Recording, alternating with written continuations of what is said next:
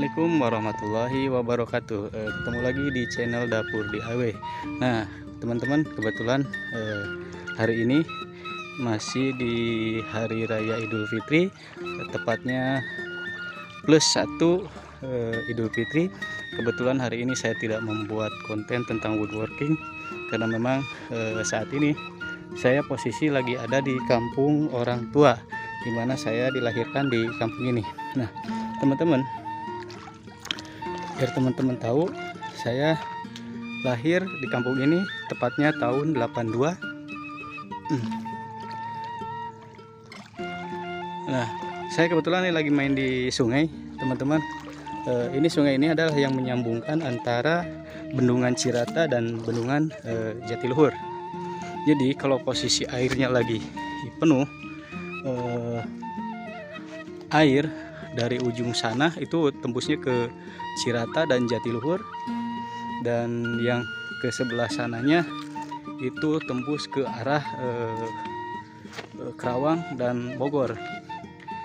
Nah, ini letak kampung ini terletak di Kabupaten Purwakarta, ujungnya Purwakarta di bagian barat Purwakarta. Kurang lebih jarak tempuh dari kota Purwakarta itu kurang lebih 15 km. Nah, dulu saya waktu tahun 96 untuk masuk ke kampung ini membutuhkan waktu kurang lebih, karena memang pada tahun itu jalannya kita harus memutar arah dulu ke arah perbatasan Cianjur. Nah, kebetulan udah beberapa tahun ini setelah semenjak Kang Deddy Mulyadi menjabat sebagai bupati pada waktu itu, membuat jalan baru yang dari arah Gunung Karung itu tembus langsung ke kampung ini. Tepatnya kampung ini namanya Kampung Gugur, Desa Sukamukti. Ada beberapa kampung yang memang dinaungi oleh Desa Sukamukti. Nah, jadi perjalanannya ke sini untuk saat ini tidak membutuhkan waktu terlalu lama. Kita bisa tempuh dengan waktu 1 sampai 2 jam itu dari kota Purwakarta. Nah, teman-teman,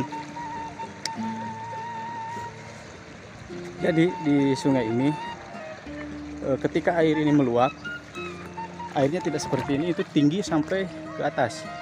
Jadi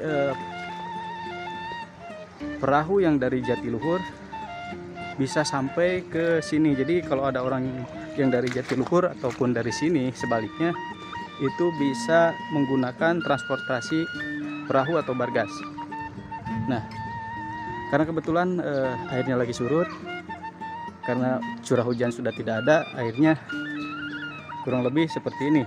Jadi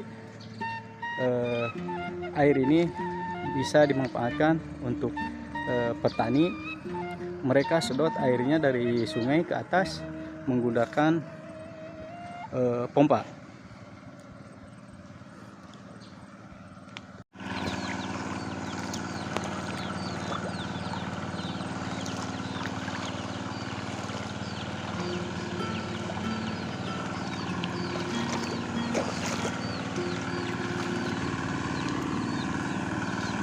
Nah, baik teman-teman, kita lanjutkan.